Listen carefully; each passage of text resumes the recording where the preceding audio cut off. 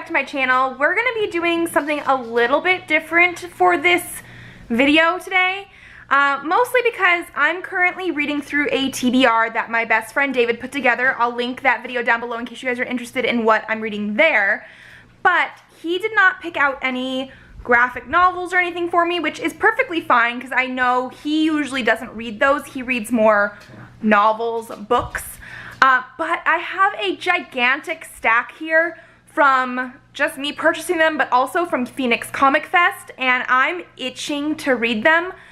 It's currently right before noon, and I have a half day off work, so I just got home, and I think I'm going to do a whole, just sort of see how many I can get through today. It's going to be my one day this month that I'm giving myself to sort of break away from the TBR he gave me to read fun, quick books.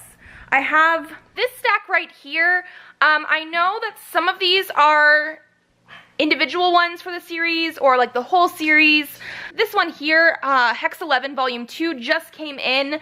I do have Hex 11 Volume 1, and so I do believe I'm gonna maybe reread that before I read this volume. I absolutely love that series.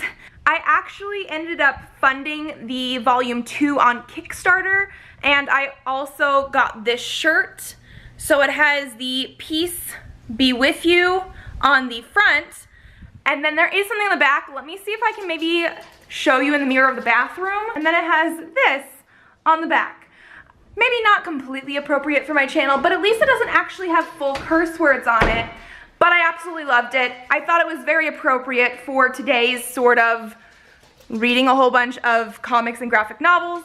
So I am home waiting for the cable people to show up and install stuff.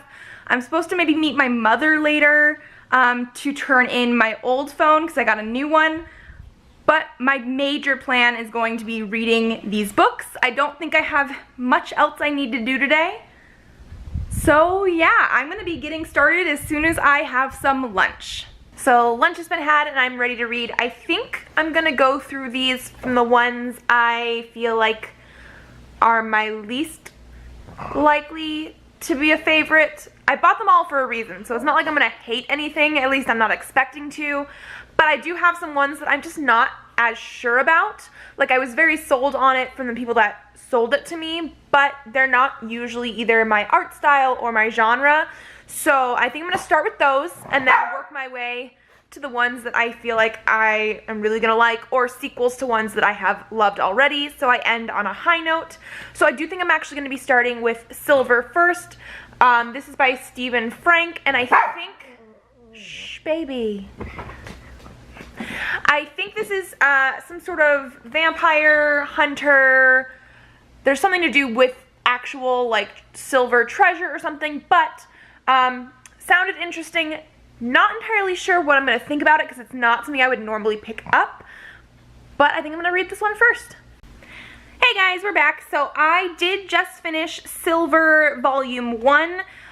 It's actually now about 3:40 because my mom ended up stopping by for a little while. So this is the first book I read, getting a little bit of a later start than I wanted to.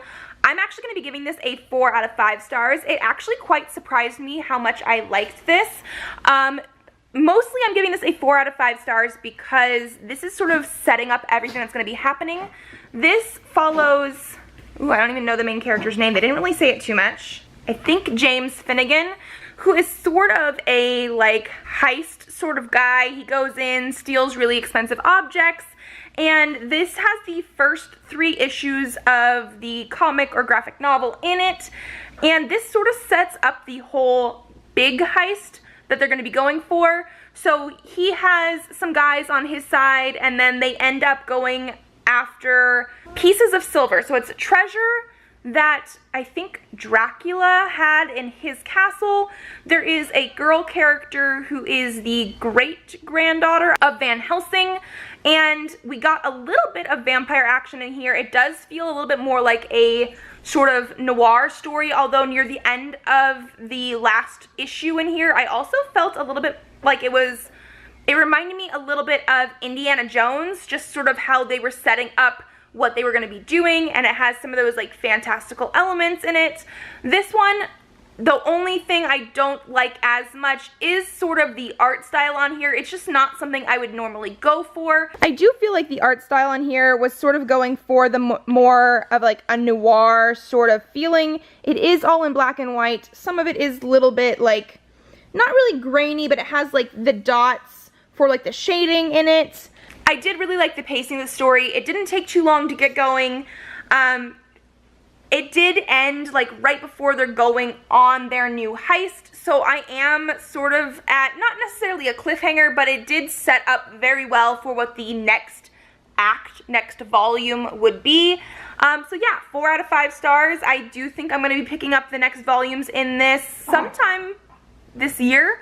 I'm not entirely sure when, because I do think I need to order them offline maybe, but I think if you guys like any sort of like crime noir sort of story with a little bit of like vampires in it, this could be a really good one.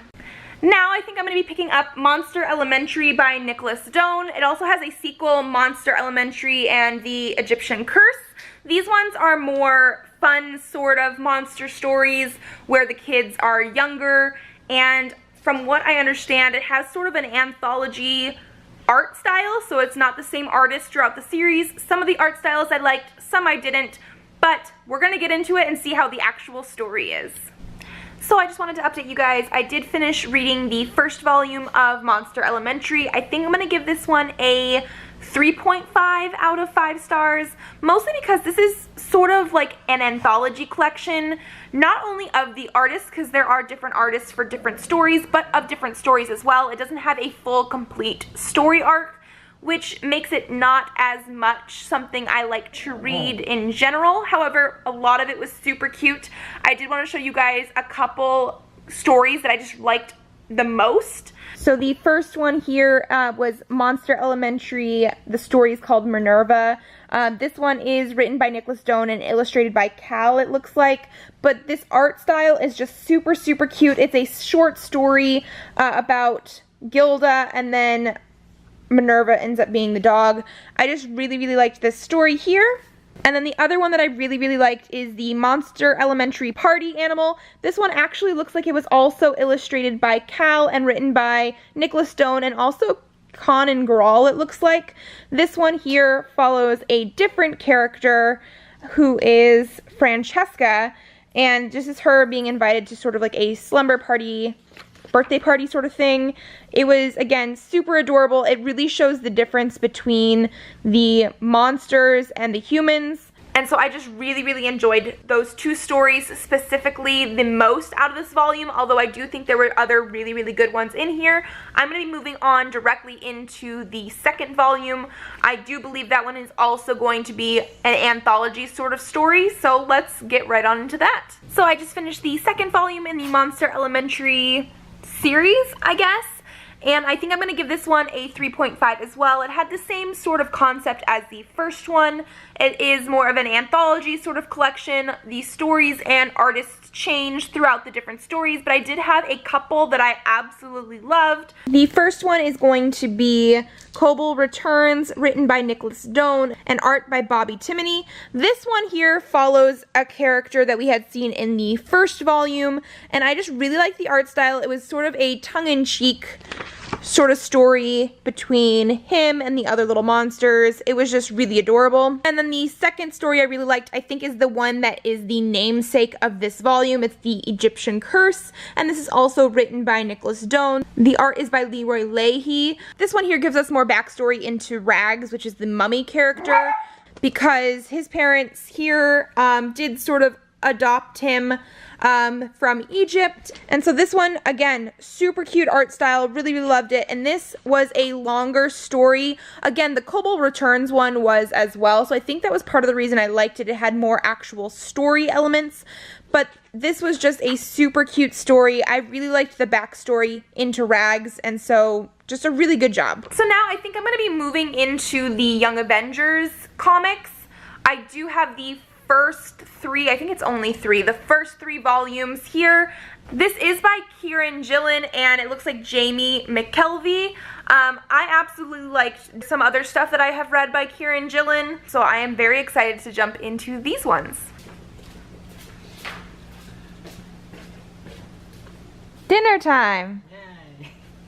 So we took a break for dinner, but I did just finish all three volumes of the Young Avengers. So we had the first volume, Style Over Substance, the second volume, Alternative Culture, and the third volume, Mic Drop at the Edge of Time and Space. I gave all three of these a 4.5. I can't really get into much of the second and third volumes without spoiling like the first volume, because they do connect one right after the other. Pretty much in this one, Wiccan, who is one of our Young Avengers here, ends up doing a sort of spell that ends up not quite working the right way, and the dead parents of the Young Avengers come back changed, like in a bad way. I thought this was a very interesting story. I do think that there were some little bits and pieces that I probably did not understand as well as I should have, but that's probably because this is like the first and only Marvel comic that I've read, so this I do believe is part of a continuity. So it was just like little pieces, but I really liked the art style. The story was really good. I don't know, there was something about each book that just didn't quite make it 5 stars, and I think it was more of the continuity facts for me. But overall, I really enjoyed this. I sort of wish there was more in the series for this one, because at the end of the third book, I already wanted more from it. But from my understanding, these are the only 3 in this sort of series with these characters and with the writer and artist. So really enjoyed this. Now I think I'm going to be going on to Neverland. This is the volume 1 of it, so there will be more volumes eventually, and this one is by Stephanie Salyers, one of those, but I'm going to be going into this next. So I just finished the first volume of Neverland. This, I wasn't entirely sure how to describe it before I started reading it, but this is definitely a mature, so it has nudity and stuff in it, mature take on Peter Pan, Neverland sort of thing. This follows our characters in a sort of like dark, dingy, dirty Hollywood sort of setting.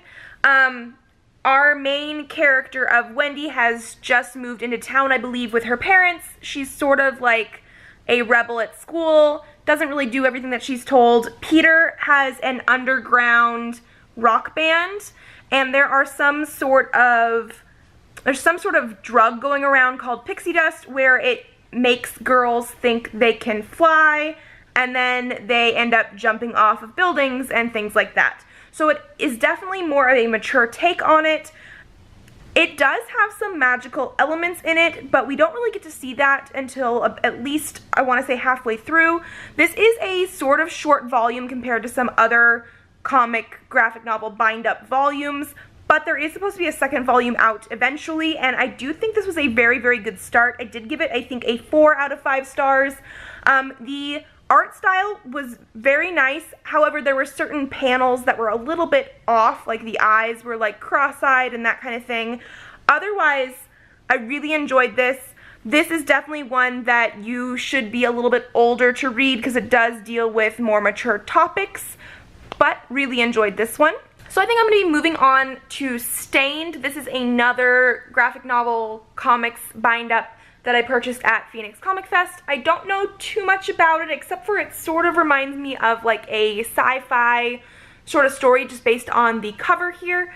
But so I will update you guys when I finish it. So I just finished Stained by David Barron, it looks like. I think I'm going to give this a 4 out of 5 stars. It actually was really good. The art style is a little bit more gritty, I want to say. Almost like it felt sort of gritty, dirty. This is a story that takes place with a lot of like underground crime stuff going on. Our main character here is a bounty hunter, so I felt the art style really reflected the story quite well. It wasn't necessarily an art style that is my absolute favorite, but I did like how they used it in the story.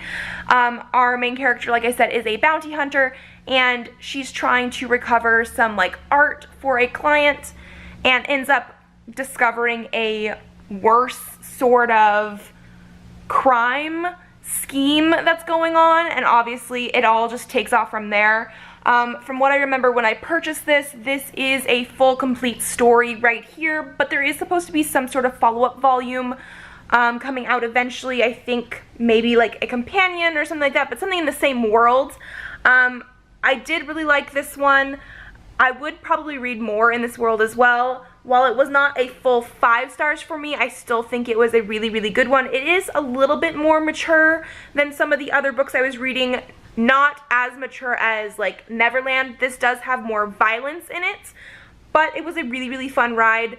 I did like the way that they portrayed the characters, and you could see world building in this. I wish it was a little bit longer, or that there was more of it, and we should be getting more in the world, so that's going to be really, really good.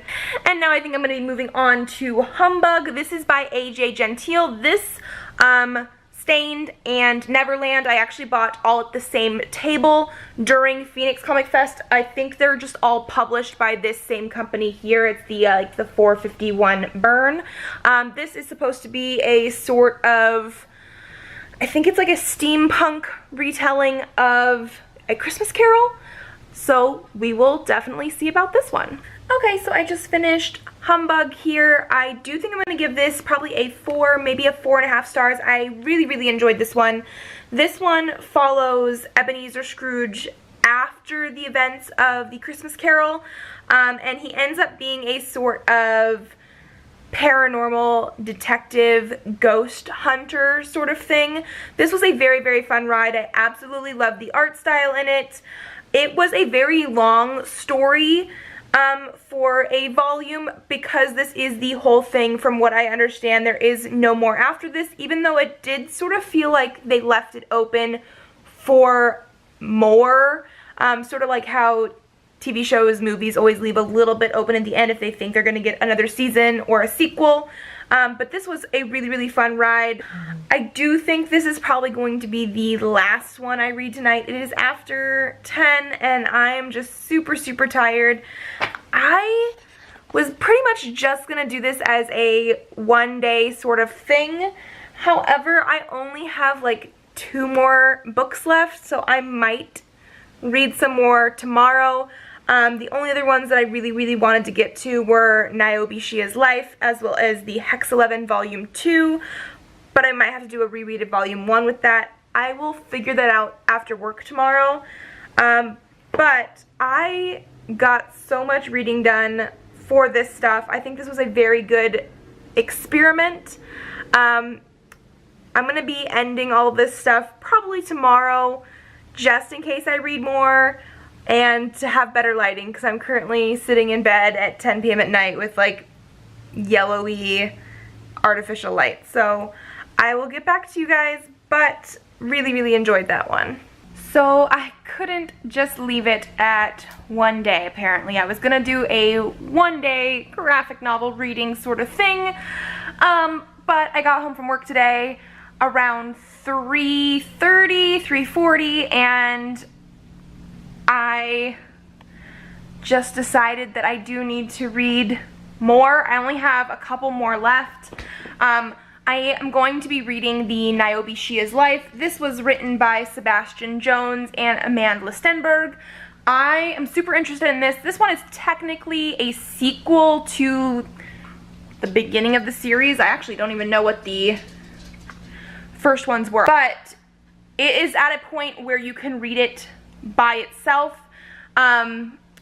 I know that the people at the booth for Stranger Comics, which is the publisher of this, were talking about getting some sort of like show rights, TV rights, to make this into a show, and they actually want to do Niobe first, and if they're able to do more, they will do the first books as a prequel. So that's how I'm going to be reading this. I'm going to be reading this first. This one felt more up my alley. The art style is more something that I liked. The first couple books were really dark and gritty, so I am really looking forward to this one. I will let you guys know how it is after I'm done. So I just finished this one. I think I'm going to give it a 4 out of 5 stars. I really enjoyed the concept of it. Niobe, our main character, is a half human, half elf type of character who, from what I understand, is supposed to be some sort of like savior for the world that she is in. There were some things that I wasn't too sure about, mostly like the lore of the world, and I don't know if that's because I skipped the first couple books or if it was just something that we are going to be getting a little bit more later, because she will be coming back in the Niobe She Is Death series. I think they had the first issue out, so not the whole volume yet, but I really enjoyed the art style. There were lots of little details in here that I really enjoyed, and I do think the larger character arc is going to be really, really good.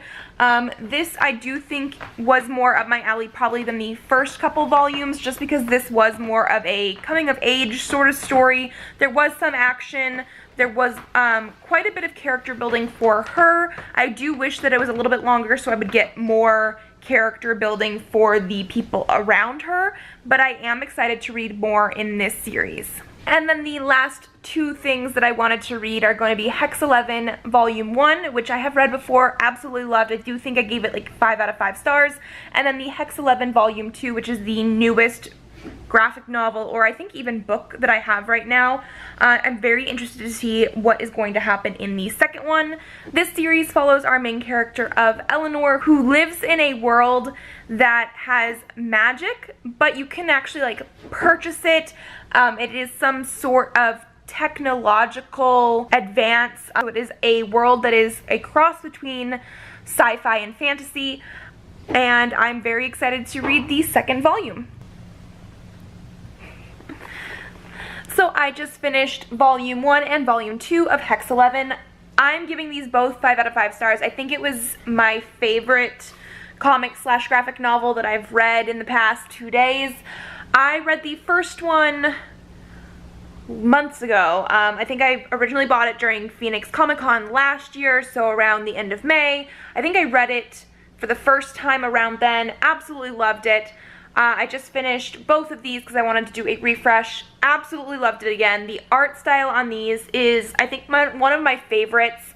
I love the bright colors that they use and the line art, and the storyline is amazing. This does follow our main character of Eleanor, who lives in a place called the Hex. I don't know if that's just the neighborhood it's in or not, but it is a place where magic is real, but it is because of technological advancements. I absolutely love these characters. I think the reason this stands out the most to me from all the comics and graphic novels that I've read recently is that these are fully fleshed storylines. There is nothing that like comes out of left field. Nothing feels like we're jumping into the middle of a story. They give you all the backstory as you go, but it's in little pieces.